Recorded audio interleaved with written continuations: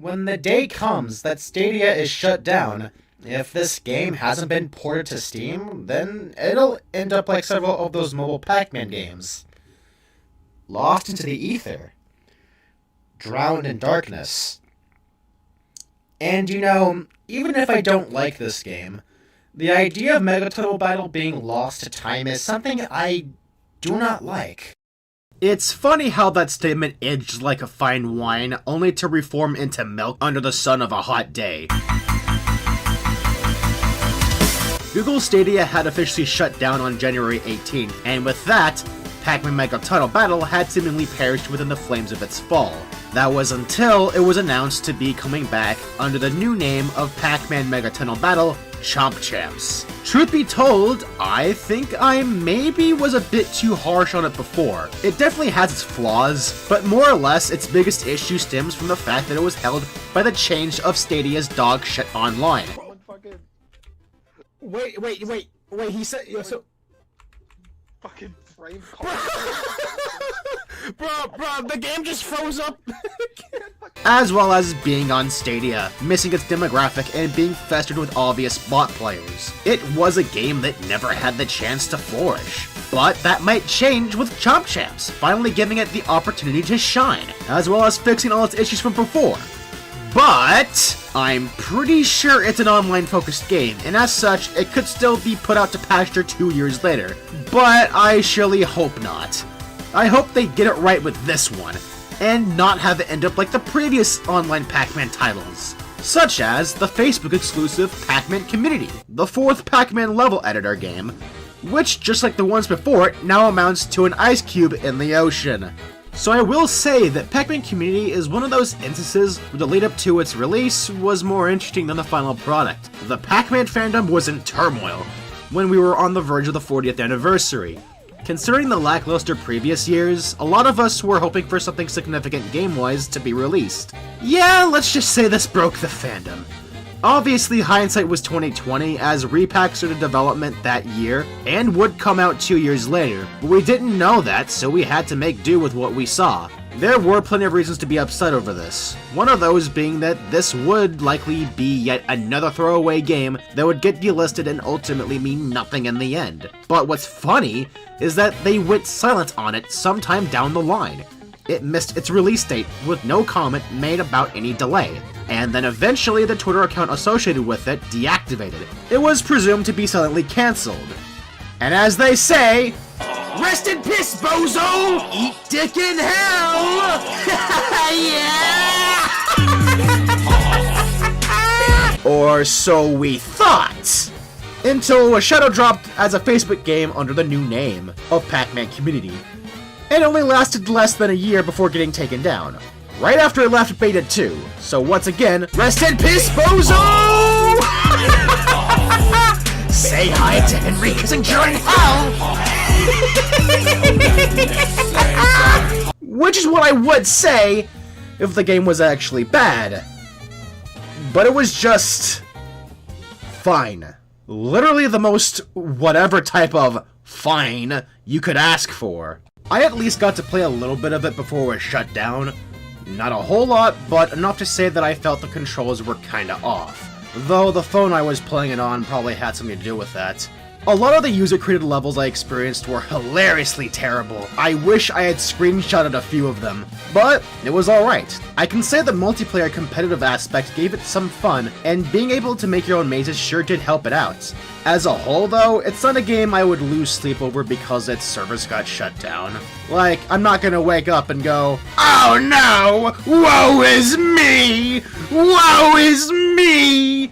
How will I get my Pac-Man Community fix?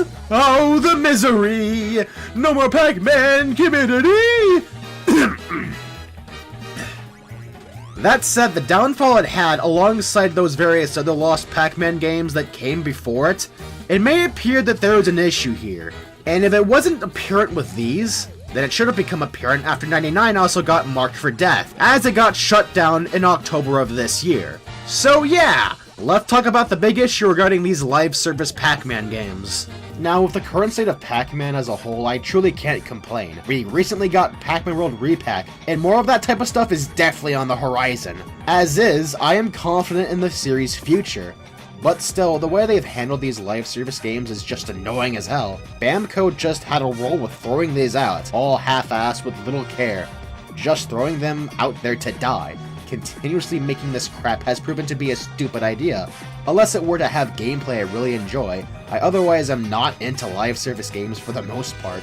But I say this as a Pac-Man fan, seeing that there's this massive graveyard of junk is kind of upsetting. It is tiring seeing the eventual post about a Pac-Man game that wasn't even out for a year get pulled for whatever reason. But I did say it was only kind of upsetting, as you can only be so upset for a game that just kinda sucks. And yeah, that's one of the main issues. Most of these games just suck. A lot of times, they're usually built off of the foundation that's pulled together by glue and scotch tape. Usually it's either A, a mediocre take on the maze gameplay that lacks an understanding of the format and its nuances that also features a really bad gimmick, or B, an often ripped off puzzle game with Pac-Man slapped on. However, you get the occasional game with an interesting idea, and maybe, just maybe, you might get something decent. Mega Tunnel Battle presented ideas that have potential. A Pac-Man level creator has a certain amount of potential as well. And Pac-Man Monsters had a really cool art style, I mean, hey. Pac-Man Monsters was a pretty interesting take on Pac-Man's world, and it even featured fan-favorite characters coming back, like Spooky or Patra. Just had a lot of really cool fan service. And it's very clear there was love put into that. It's just, talk about a waste. Like, god damn.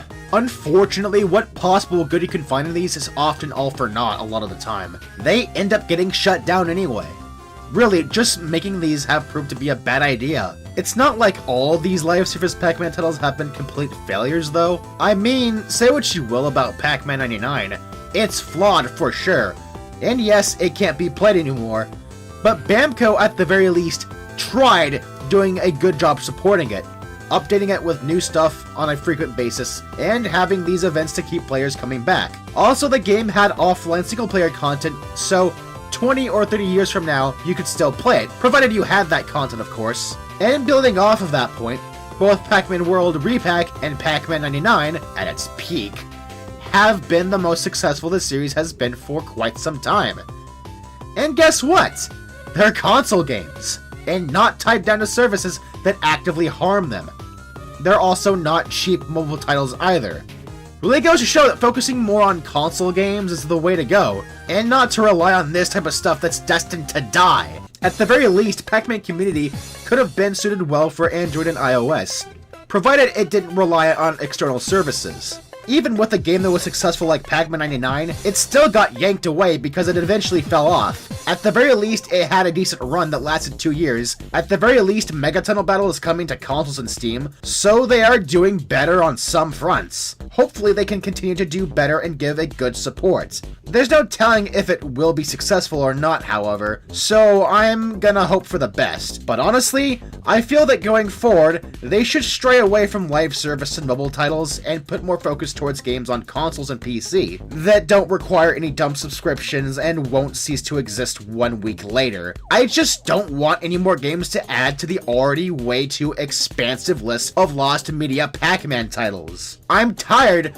of hearing about Pac-Man games getting delisted just as much as Ryan Silberman is tired of writing about it on Daily Pac. Anyways, I gotta pack it up, and until then, I will see you all later.